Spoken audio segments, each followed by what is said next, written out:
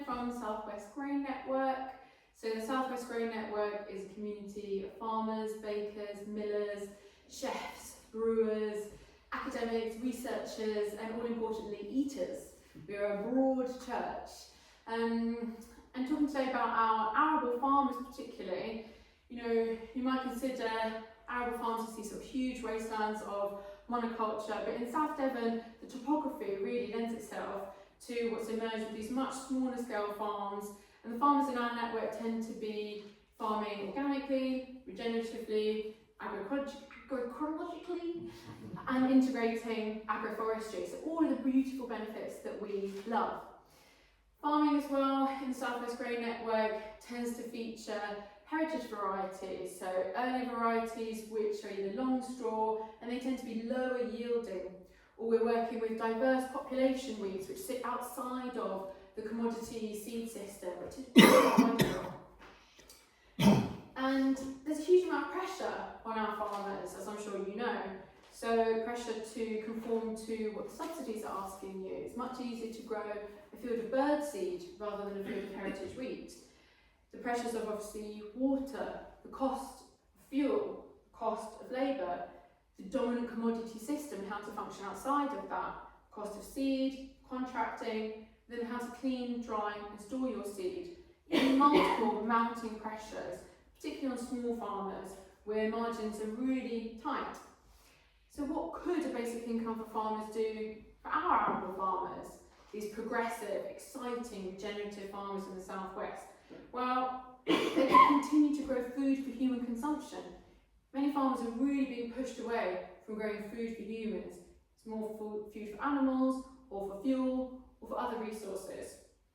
They could continue to support a revolutionary seed system, growing heritage and non-commodity seeds, and continue to innovate and transform their farms, providing multiple benefits for the land, for their community. Thank you.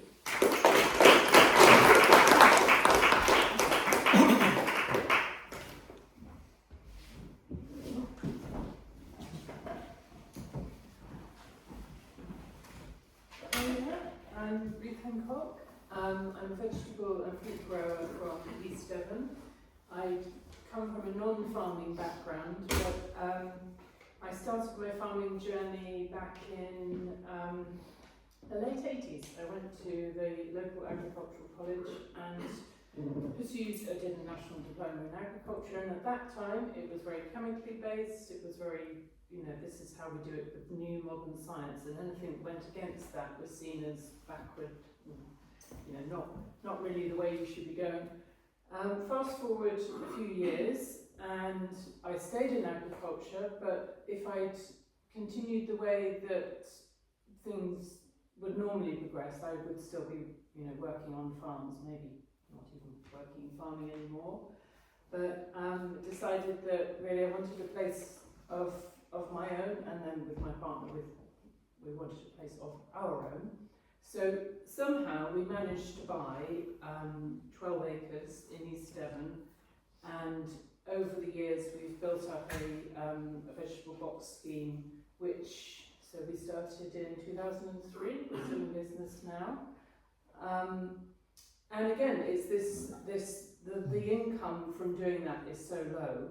My partner has another job off farm, he does related tree work and what have you. And I also have another job, and it's quite a cute story in that the first tractor that I ever bought was financed by the proceeds of my teaching yoga, which is, it's nice, isn't it? But at the same time, having to supplement one's income by having to go off farm and do something else, albeit, a very nice holistic practice, it's still that pressure when the margins are so low really on growing good food for your community. So I run a veg box scheme, and that has been modestly profitable over the years, to the point now we can live on site on what was a bare land holding. So we've been through the journey, which is familiar to a lot of people, of trying to go from not owning anything to finally being secure on your land. And because various things have been lucky for us, we've had our ducks in a row, we've succeeded, but even then the margins are so small, so tight.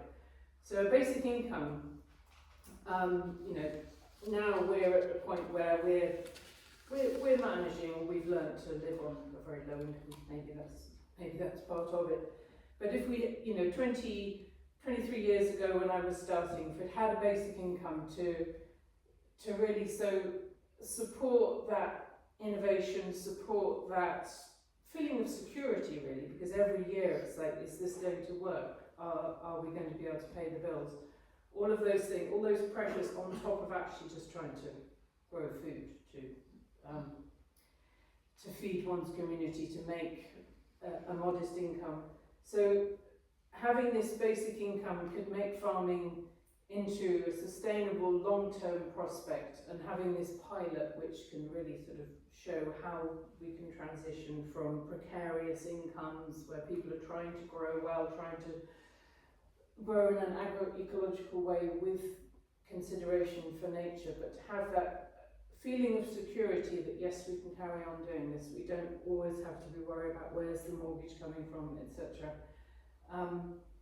And I think that pressure that we have to make this income means that the innovation, the imagination cannot be there so much. We can't take a risk on a particular crop because maybe, you know, already the margins are tight, and if you're trying to do something that other people aren't doing, and you have to do all the things around introducing a new crop to a customer, you know, that possibility just isn't there.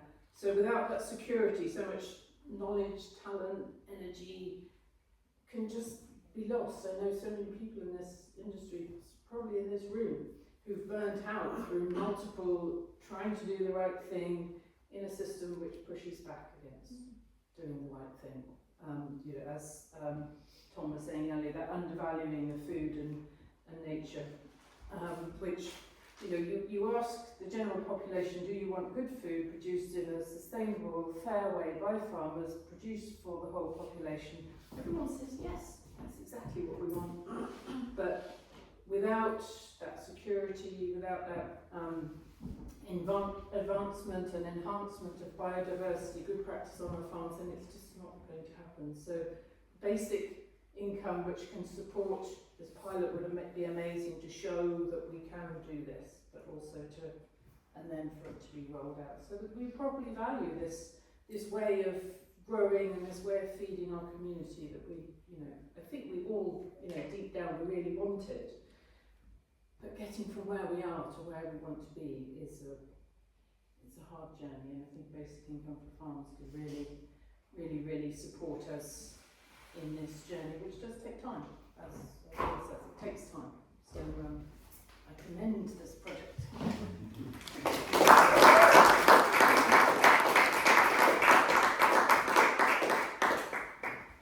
Yeah, just on that note of what Ruth was saying, the pilot proposal through the group practice were the three things were valuing farming, farmers for their work, making farming a sustainable livelihood, and supporting transitions towards agroecological approaches.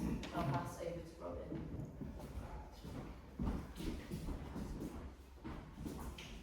Great. So we're here today to celebrate the culmination of this sort of movement towards this pilot proposal. It's really great to be here. And this was looking at, you know, how did we get to where we are today?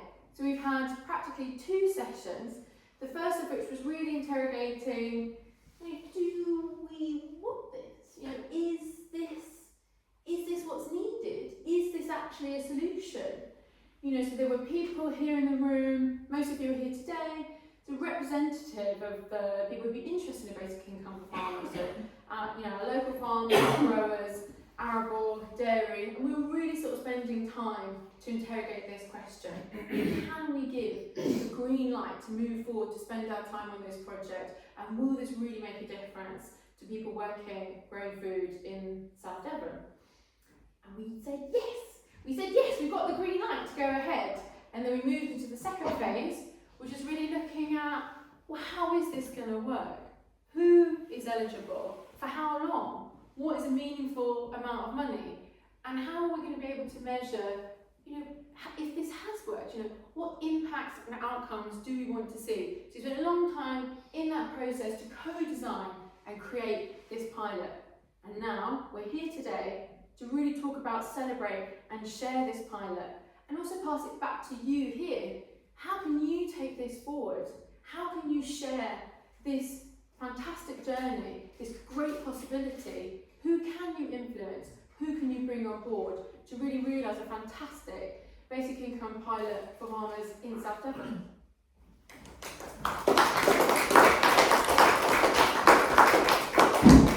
Yeah, and the priorities and design principles that we came up with through those sessions that Robin mentioned are, so we really just wanted the participants, so, well, Tom will talk about how many we think that will be, but we want them to experience economic security. So we don't want them to have that immense pressure that Tanya and Will and everyone here has shared about. We want them to be relieved of some of that. We want them to create community, so part of our requirements for participants will be like community focused.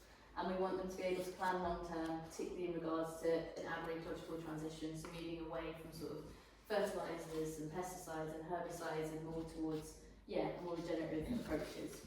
And we want them to build sustainable careers. Ultimately, our dream for a pilot proposal would be that we would see however many participants we have really successful, thriving food businesses at the end of the pilot and be able to continue providing food for their local communities.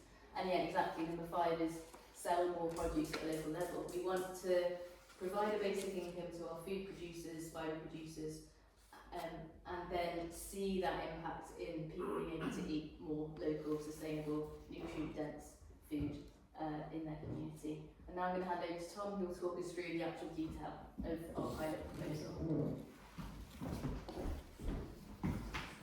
Okay, so this will be a walkthrough of the features of our pilot proposal, reflecting on the reasoning and the conversations that we had in the 2 days that we put this together. So starting off with eligibility, we decided we want all farmers in South Devon to be eligible for this pilot.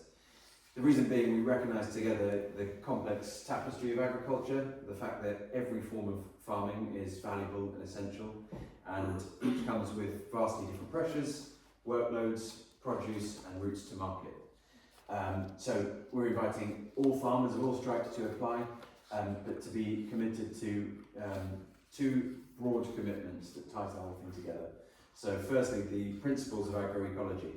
So applying natural processes to our agricultural methods, fostering biodiversity and soil health, whilst supporting local livelihoods and food sovereignty. The second one is building community as part of their participation in the pilot. As a group, we all felt that this was really, really significant. We felt that it was an opportunity for individual farmers to come together, given the peace of mind of a basic income, to build something bigger and more resilient in community with each other. We also reflected that we think South Devon is uniquely suited to a pilot scheme of that nature. So number of participants, we arrived at 25 to 100, and we think that is a really useful figure to draw in the community aspect of things. Anything smaller than that, we might run the risk of people on the pilot carrying out their projects in isolation from each other. Anything too big and they might start to overlap and be treading on each other's toes. So we thought 25 to 100 is probably a really good scale for the sort of length and breadth of farming in South Devon. So I've skipped a bit because we also said participants must be active farmers working the land. And I think this ties in really nicely. It might be on the next slide, but the duration, I'll come to that. Ties in really nicely with what Will was saying earlier about farmers needing to earn the right to be able to say they farm regeneratively. I think by inviting active farmers to take part, we know that there's an investment, there's a commitment already to making farming their life, their vocation, and doing it the right way with the aforementioned principles.